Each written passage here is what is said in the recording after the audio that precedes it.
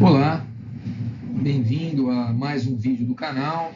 Meu nome é Fernando Talo, eu sou mestre em Ciências Médicas pela Unifesp, doutor em Ciências Médicas pela Unifesp, professor titular de Emergências da Escola Paulista de Ciências Médicas, presidente da Associação Brasileira de Medicina de Urgência e Emergência e chefe da Enfermaria Masculina de Clínica Médica da Unifesp.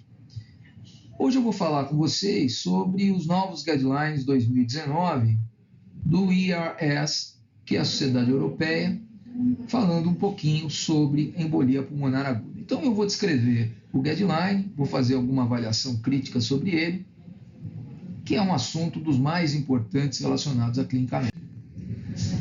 Não há conflito de interesse. Bom, bem, falando um pouquinho sobre as considerações iniciais, o tromboembolismo venoso é o terceiro fenômeno cardiovascular em mortalidade. O terceiro mais frequente, só perde para o AVC e para o IAM. São 300 mil mortes por ano nos Estados Unidos e 370 mil mortes no território europeu. Uma incidência que varia de 39 a 115 casos por 100 mil habitantes num período de um ano. Um grande número de mortes, cerca de 34% delas, já ocorrem nas primeiras horas após o tromboembolismo pulmonar. E nós também temos um alto nível de diagnóstico que é realizado no pós-morte. Quer dizer, o guideline chega a falar em 59% dos diagnósticos realizados com o auxílio da necropsia.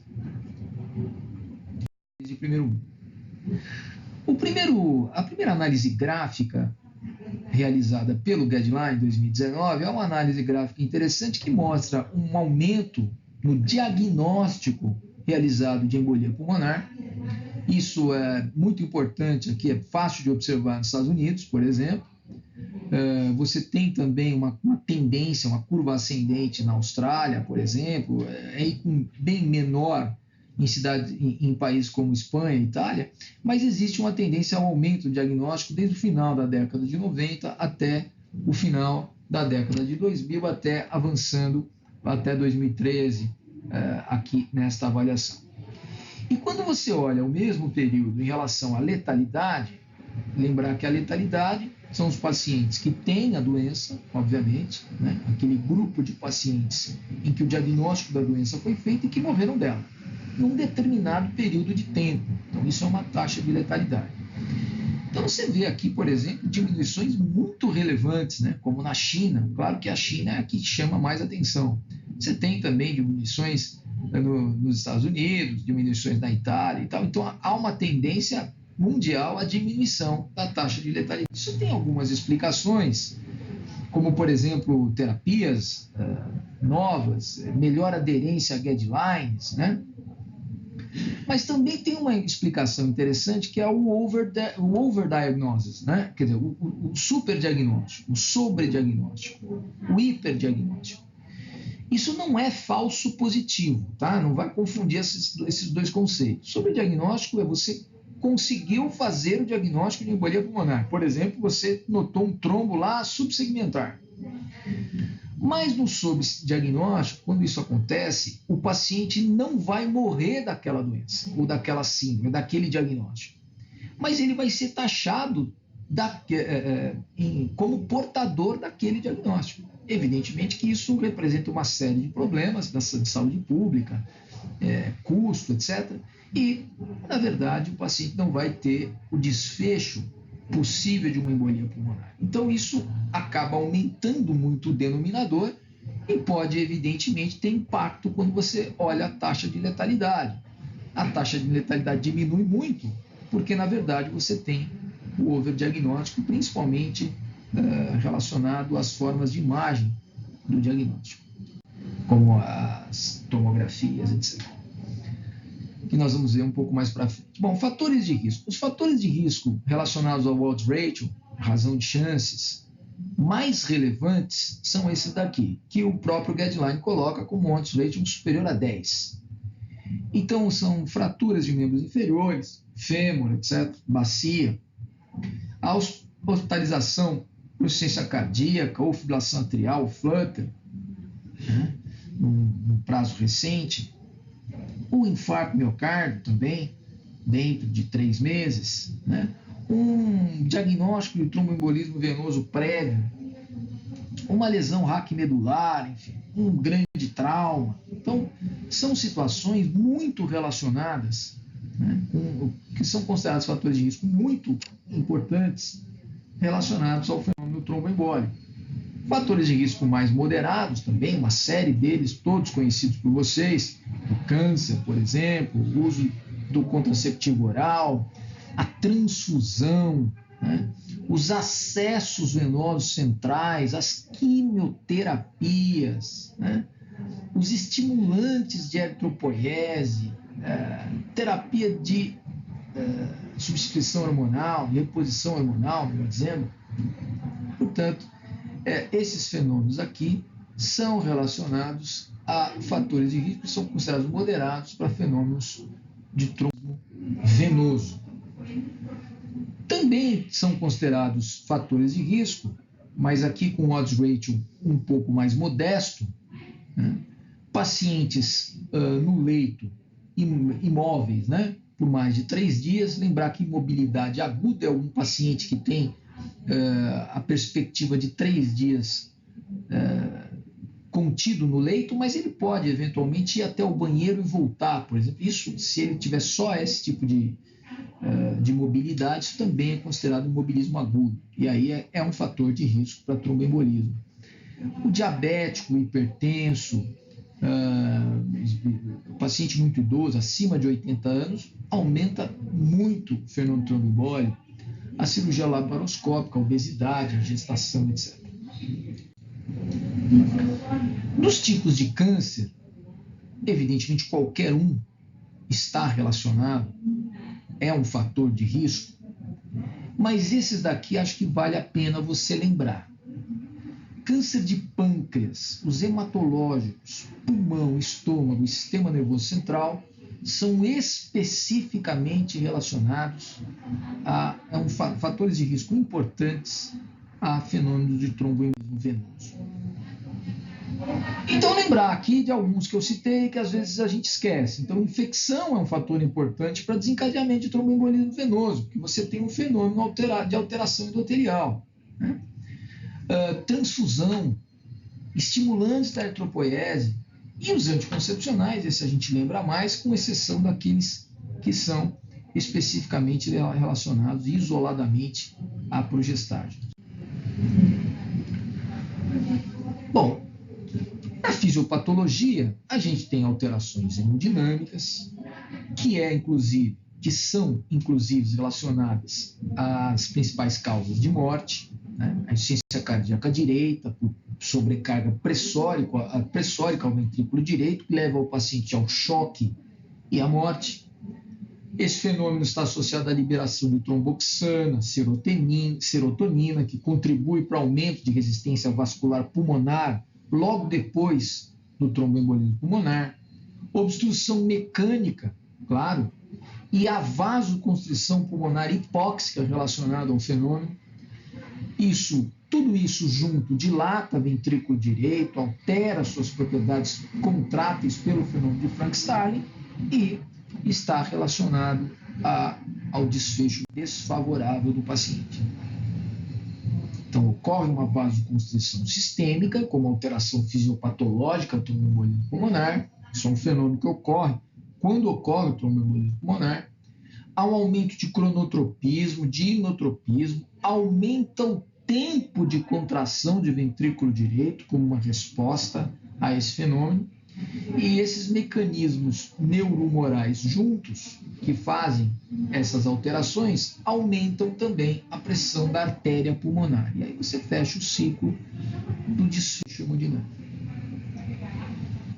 Existem células inflamatórias que já foram detectadas, infiltradas no ventrículo direito, nos pacientes com TEP, principalmente naqueles em que a evolução foi desfavorável, né, com morte em 48 horas. Então há uma espécie de miocardite com liberação maciça de adrenalina.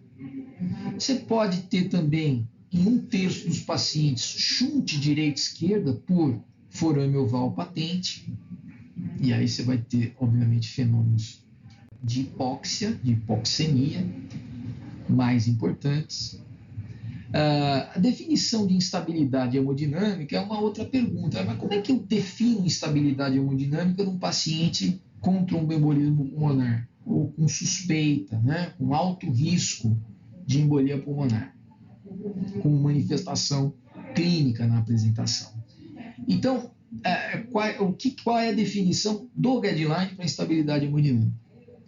Bom, se a pressão arterial sistólica estiver menor do que 90 mm de Hg, ou você precisa de vasopressor para manter uma sistólica maior que 90, apesar do status de enchimento, não há nenhum sinal de hipovolemia, né?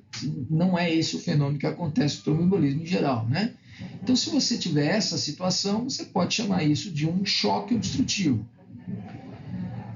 Se tiver hipoperfusão de órgãos e sistemas, claro que associada a esse fenômeno pressórico, você tem algum sinal de hipoperfusão. Então, uma alteração do estado mental, uma alteração de pele, você tem uma oligoanúria, né? Aumento de lactato. Então, isso configura uma situação de choque. E esse, no caso aqui, o choque que nós estamos falando é o choque obstrutivo pelo fenômeno tromboembólico. Se você tiver hipotensão persistente, ou seja, essa situação durante 15 minutos, uma sistólica menor que 90, ou o paciente tem uma basal com queda maior que 40 mm de Hg, durante 15 minutos, e isso não está relacionado, de novo, com hipovolemia, arritmia ou sepse, então você pode chamar isso de instabilidade hemodinâmica associada ao fenômeno do tromboembolismo pulmonar. Bom, então vamos ao diagnóstico. Como é que a gente faz o diagnóstico? Então vamos começar pelas manifestações clínicas. Uma das coisas lembradas pelo guideline foi a presença da síncope. Quer dizer, a síncope apresenta-se como manifestação clínica frequente na embolia pulmonar, segundo o guideline 2019, em pacientes principalmente hospitalizados. Então, eles notaram que 17% dos pacientes com tromboembolismo pulmonar se apresentaram com síncope como manifestação clínica de um tromboembolismo pulmonar nos pacientes hospitalizados. Você pode lembrar também uma situação que é difícil a gente fazer o diagnóstico, evidentemente, porque a embolia pode ser, inclusive, assintomática. Você tem o fenômeno embólico, mas ele foi assintomático. O tromboembolismo periférico pode ter uma dispneia leve, até mesmo transitória, também, que faz com que o diagnóstico seja desafiador. E, por outro lado, você pode ter um aparecimento até de uma dor anginosa típica, já que nós vimos que há sofrimento de ventrículo direito. Há um processo inflamatório, eventualmente isquêmico do ventrículo direito, e isso pode, inclusive, aparecer como uma dor do tipo anginosa típica, que faz diagnóstico diferencial com a síncrone coronária.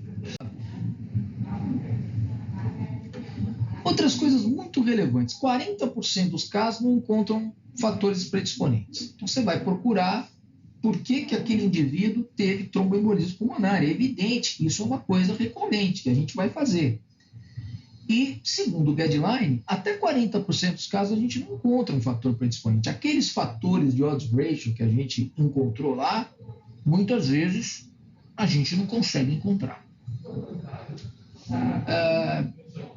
Não podemos esperar um paciente desaturando para fazer diagnóstico de embolia pulmonar. Até 40% dos pacientes têm saturação normal. Então, não dá para fazer diagnóstico esperando dessaturação. Até 20%, o gradiente alvéolo arterial de oxigênio é normal. E aqui eu coloco para aqueles que esqueceram o gradiente alvéolo arterial. Depende da pressão barométrica, depende da fração inspirada de oxigênio e da pressão parcial de gás carbônico, de CO2, relacionado ao coeficiente respiratório. Então, aqui está a continha.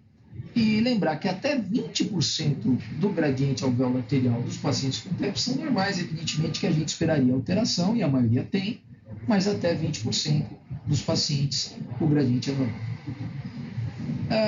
O eletrocardiograma, ele pode, eventualmente, ter um padrão de sobrecarga de ventrículo direito. Pode ter, né?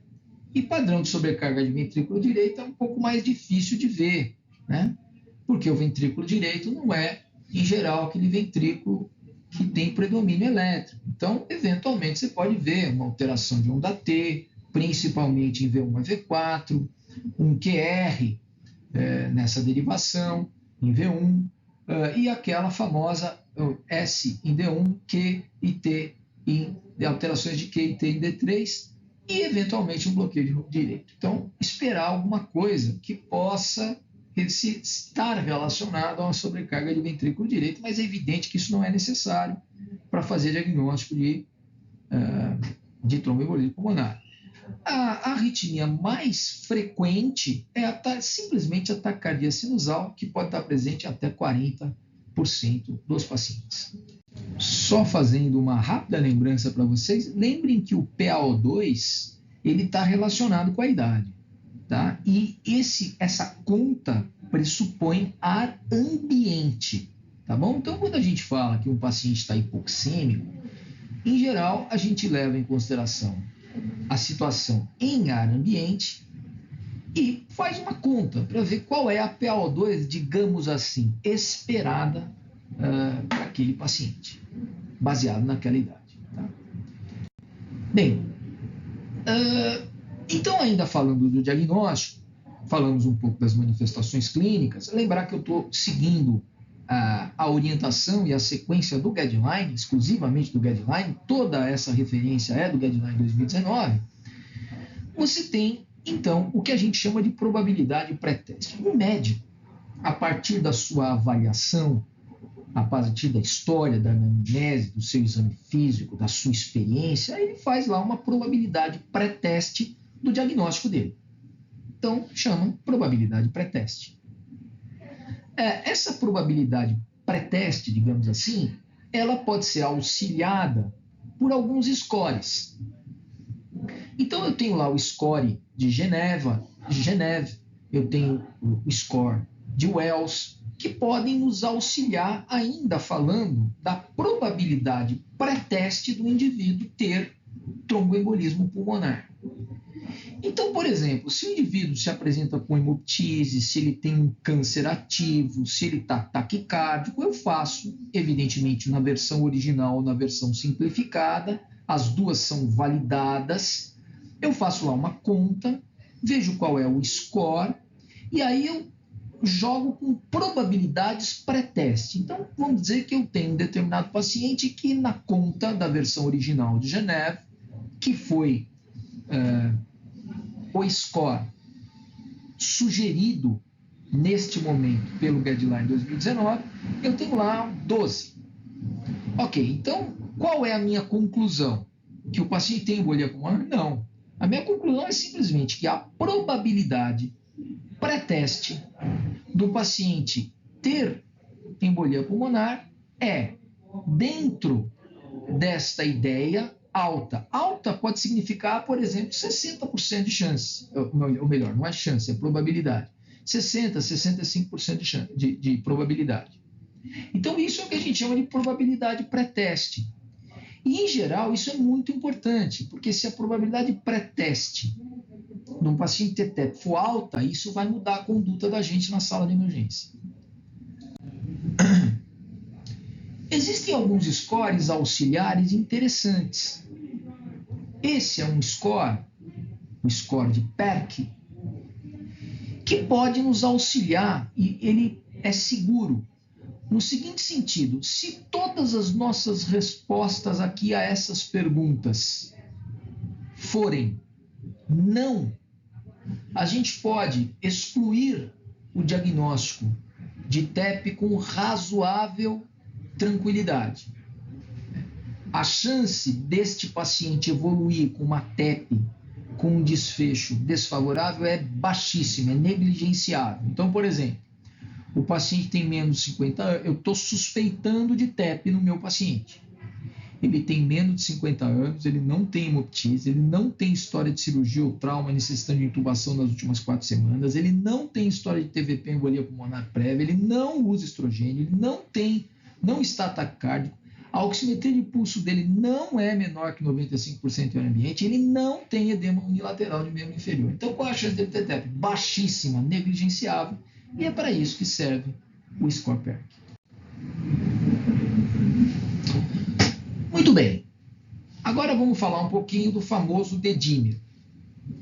Nós vamos falar do dedímero e o formato do exame laboratorial que nós vamos nos referir quando a gente fala dedímero é o ELISA radioimunoensaio. Existem outras formas de se detectar o dedímero e de se quantificá-lo. O que nós estamos falando é do ELISA radioimunoensaio. Esse é o formato do exame laboratorial que nós vamos falar. Então ele tem um alto valor preditivo negativo. Ou seja, o que o médico quer saber? Qual a probabilidade de ter uma determinada doença, uma determinada síndrome? Qual é a probabilidade de ter essa doença ou de não ter essa doença, baseado no resultado de um exame? Então, aqui no caso, o que o dedímero nos fala? O dedímero nos fala o seguinte: olha, se o exame for negativo, a probabilidade de não ter a doença é muito alta. Portanto, isso é o que a gente chama de alto valor preditivo negativo. Isso é importante porque ele evita testes necessários. Por exemplo, se chegar um paciente e eu tenho suspeita de tromboembolismo pulmonar, vamos falar daqui a pouco disso, eu peço um dedímero e ele vem negativo, de acordo com a probabilidade pré-teste, eu posso prescindir dos demais exames. Ou seja, eu economizo, por exemplo, uma angiotomografia que seria, nesse caso, desnecessária. Então, no contexto de baixa probabilidade pré-teste, ou até intermediária, o dedímero seria um exame interessante. Por quê? Porque associada à baixa probabilidade, o resultado de um dedímero negativo prescinde a necessidade de continuidade da investigação diagnóstica, que significa internação do paciente, exames mais complexos, mais caros, etc. Agora, algumas observações são importantes. Primeiro, esse valor preditivo negativo, ele só existe se o contexto for baixa probabilidade ou, no máximo, intermediária, como probabilidade pré-teste. Em segundo lugar, é preciso lembrar que, à medida que a idade avança, o dedímero muda o seu valor de referência. Então, um paciente de 80 anos, ele tem um dedímero como valor de referência diferente de um paciente com 50, com 40 ou com 30 anos. Ou seja, vai aumentando a idade a cada década e a gente vai tendo que acertar os valores de referência do dedímero. Então, por exemplo, se o valor de referência é 500 microlitros, 500 por litro, né? Microgramas por litro, se eu tiver 80 anos, eu tenho que subir isso para 800. O valor de referência é outro, não é o mesmo. Aumenta a idade, aumenta o valor de referência. Muito bem. Uma novidade em relação ao Guideline 2019 foi a apresentação desse estudo publicado no Lancet, que é um algoritmo que eles sugerem para a realização do diagnóstico ou da evolução diagnóstica do tromboembolismo pulmonar. Então você tem uma suspeita de embolia pulmonar. Veja que aqui ainda a gente não está identificando a probabilidade pré-teste, é uma suspeita clínica de embolia pulmonar. Você pede o dedímero para o doente. E aí você avalia 3 itens de um outro score, que é o score de Wells. Se tem sinais clínicos de TVP, se tem hemoptise, ou se o diagnóstico de embolia pulmonar é o diagnóstico mais provável em relação aos diagnósticos diferenciais, por exemplo, síndrome coronária, etc. Então veja que interessante. Se você não tem nenhum item do score, você não tem sinal clínico de TVP, não tem hemoptise, não tem embolia pulmonar como diagnóstico mais provável, Você não tem nenhum desses itens. Se o dedímero for menor que 1000 nanogramas por ml, você exclui embolia pulmonar. Se você tiver nenhum item do EARS, mas o dedímero for maior ou igual a 1000, você pede uma angiotomo. Se você tiver mais do que um item ou um item e o dedímero for menor do que 500 nanogramas por ml, você exclui embolia pulmonar. E finalmente, se você tiver um item ou mais e se o dedímero for maior ou igual a 500, você então solicita uma angiotomografia. Então isso foi um estudo publicado no Lancet que teve como consequência uma simplificação da abordagem diagnóstica da suspeita de embolia pulmonar. Foi um estudo de corte, tá? E uma das conclusões que eles chegaram foi que houve uma diminuição das angiotomos que eram inúteis, né? Houve uma diminuição de 14% das angiotomografias, sem, obviamente, nenhum risco para os pacientes avaliados pelo estudo. A angiotomografia, ela pode descer até níveis subsegmentares. Então, você tem lá as artérias lobares, segmentares, subsegmentares, você vai diminuindo, descendo na árvore respiratória, até, evidentemente, as arteríolas.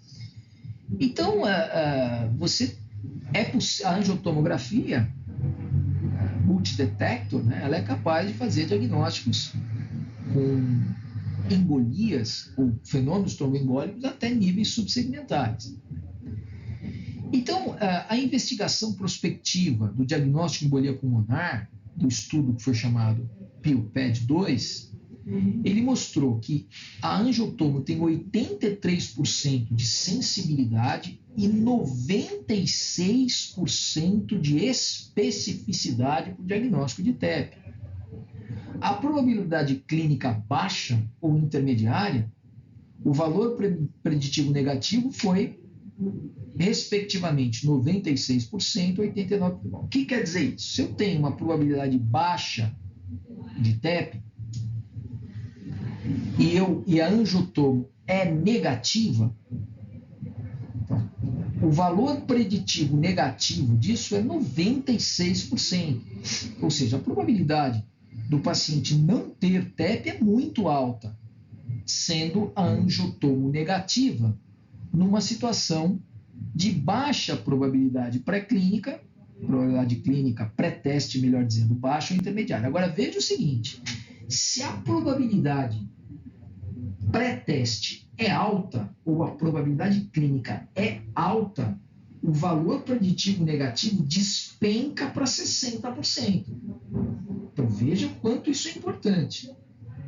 Se eu tenho um paciente com câncer, com scores altíssimos, com suspeita clínica alta, ainda que a angiotomografia seja negativa, segundo o Guideline 2019, esse valor preditivo negativo cai para 60%.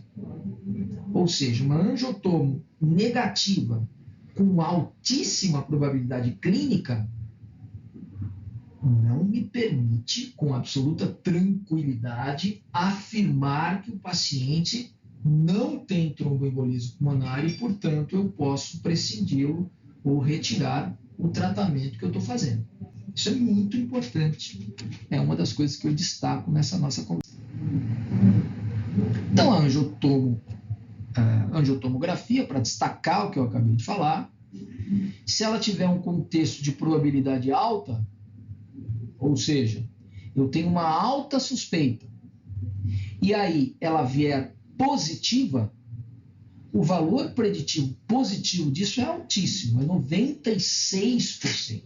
Ou seja, eu suspeito fortemente de embolia pulmonar e meu exame vem positivo. Ora, a probabilidade de ser embolia pulmonar é muito alta, o valor preditivo positivo do exame é muito alto.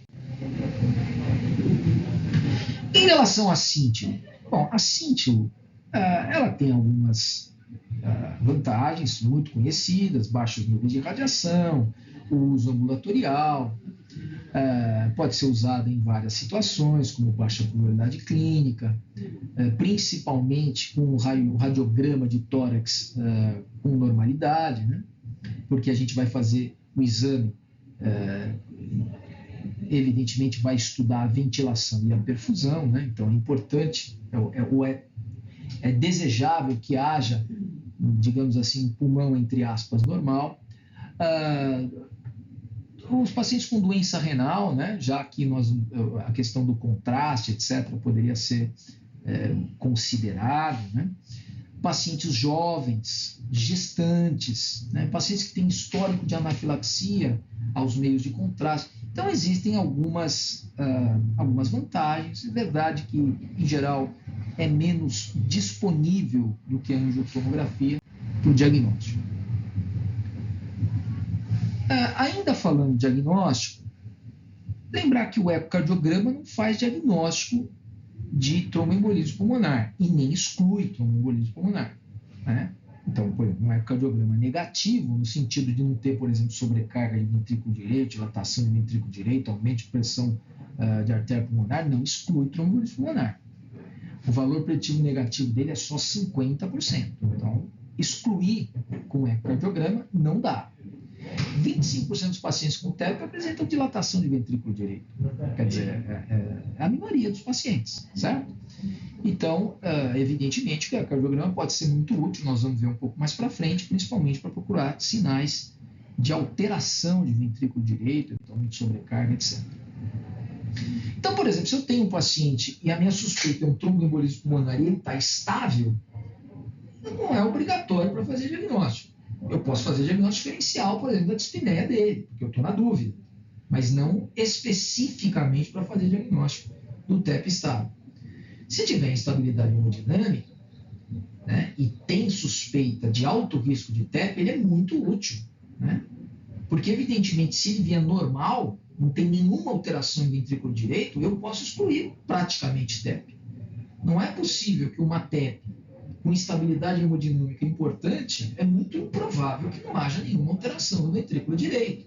Né? Então, eu estou com um paciente chocado, com um tromboembolismo pulmonar, é a minha suspeita, e o paciente não tem nenhuma alteração em VD, fala contra a fisiopatologia do tromboembolismo pulmonar. Não deve ser tromboembolismo pulmonar, e isso pode, o ecocardiograma evidentemente ajuda bastante. Eu posso encontrar um trombo móvel, né, que são trombos muito graves, evidentemente, e isso acontece em até 4% dos casos.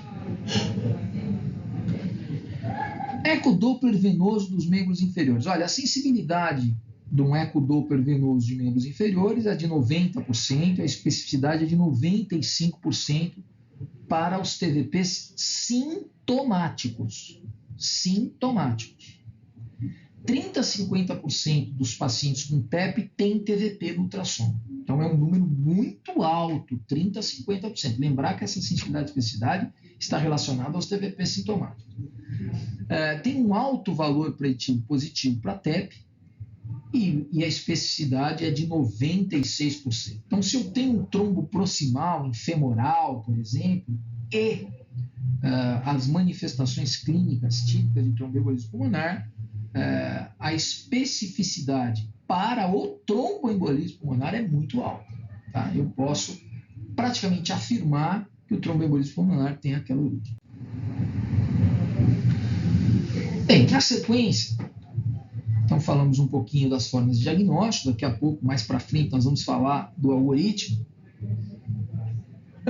Nós temos a estratificação de risco. Então, vamos imaginar que nós fizemos diagnóstico e agora a gente quer saber, quer estratificar o risco do tromboembolismo pulmonar, risco de morte, por exemplo, desse nosso paciente que está diante de nós. O que a gente faz? Bom, a gente divide essa estratificação em parâmetros clínicos, em padrões ecocardiográficos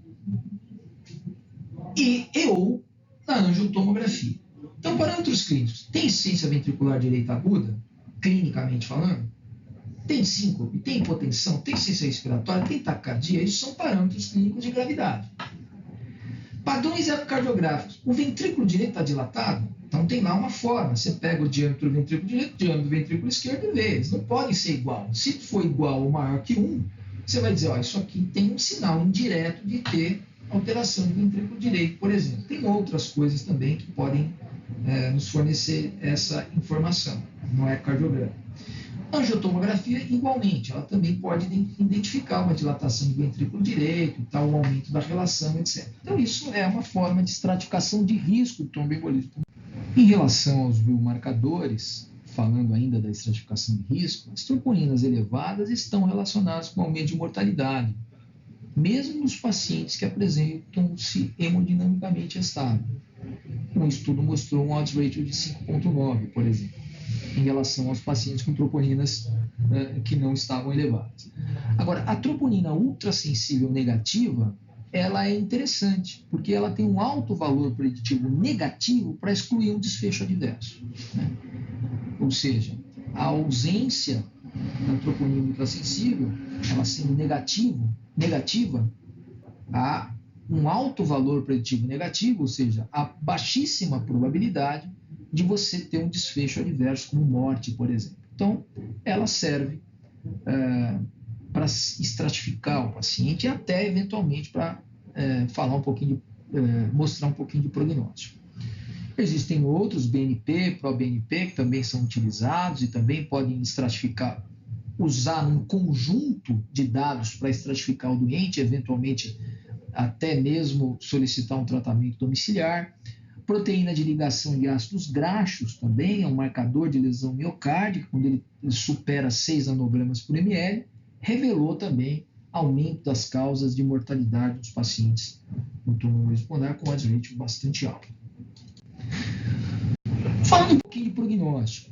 Então, esse prognóstico, a gente pode montar uma série de dados. Então, por exemplo, o PESI é um score que leva em consideração diversas informações. Então, está aqui idade, sexo, presença do câncer ativo, doença pulmonar crônica, etc. Então, está aqui, você faz uma pontuação, tem a sua versão simplificada também, você faz uma pontuação e classifica o paciente num PESI de 1 a 5. Existe uma razoável concordância na literatura que o PESI ele é muito bom, ele tem força em classes mais baixas, então ele é mais confiável, digamos assim, quando trata-se de um PESI 1 ou um PESI 2 no que se refere ao conjunto de dados que vai nos dar uma ideia de prognóstico. Então, o PESI é um score que vai ser utilizado, que pode ser utilizado para isso. Então, a presença de TVP é um preditor de mortalidade também em 30 dias. Então, se eu tenho TEP mais TVP, é diferente de eu ter TEP sem TVP. Então, o paciente com TEP e TVP, ele é mais grave, né? É um preditor de mortalidade e é um odds ratio de praticamente o dobro, né, disso, né? Muito bem. Então, quando a gente vai falar de prognóstico, a gente tem que juntar tudo isso que a gente falou até agora. Olha o que a Sociedade Europeia montou aqui para a gente. Risco de mortalidade precoce. Então, nos primeiros dias, qual é o risco de mortalidade? Bom, vai depender dos indicadores de risco. Tem estabilidade hemodinâmica? Tem. Opa, então é positivo. Estabilidade hemodinâmica presente. Parâmetros clínicos de embolia pulmonar grave e ou comorbidade. PESI alto ou simplesmente PESI maior ou igual a 1, isso daqui está presente. Disfunção de ventrículo direito no transtorácico ou na angiotomo, no eco transtorácico ou na angiotomo. Elevação dos níveis de troponina. Veja, se eu tenho instabilidade hemodinâmica relacionada ao TEP, eu já posso dizer que esse paciente é de alto risco, tá, pessoal? Porque aí já tem disfunção de ventrículo direito. Tá? Intermediário. Então, instabilidade hemodinâmica, quando está presente, a gente já sabe que o risco de morte é alto. Quando ela não está presente, aí a gente sim associa a outras coisas. Por exemplo, os parâmetros clínicos de gravidade e o PESI, a disfunção de ventrículo direito no ecoangiotomo, que pode estar presente, você pode ter uma dilatação, por exemplo, mas não tem estabilidade hemodinâmica. Mas se isso acontecer, aumenta o risco de morte. E os níveis de troponina. Então, você pode dividir o paciente como intermediário alto, intermediário baixo. E, finalmente, o baixo. O paciente não tem estabilidade hemodinâmica, não tem parâmetros clínicos de gravidade ou comorbidades, o PESE dele é baixo, não tem disfunção de ventrículo direito, tá?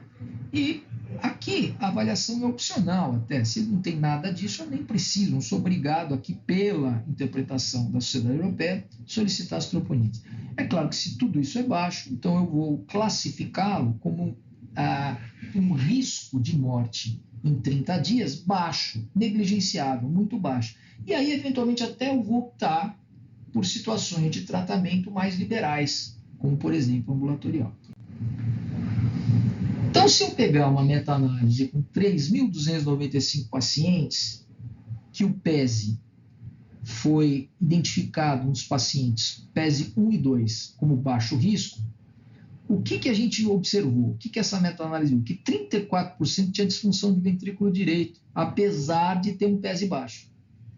Portanto, classificar apenas com o PESE é arriscado. Não dá para classificar, para estratificar o paciente apenas com o PESE. Eu tenho que associar isso com outras coisas, como foi proposto pela Sociedade Europeia no slide anterior. Muito bem, pessoal. Então, a gente vai dar uma paradinha por aqui, para você dar uma digerida nessa parte inicial, e nós vamos voltar, então, amanhã, falando um pouquinho do tratamento da fase aguda. Até lá, pessoal.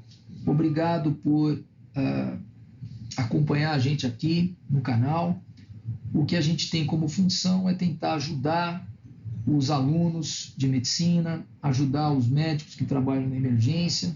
Eu dediquei a minha vida ao ensino, estou aqui na Unifesp e faço isso a minha vida toda, e espero estar sendo muito útil para vocês. Um abraço a todos vocês, até a próxima aula.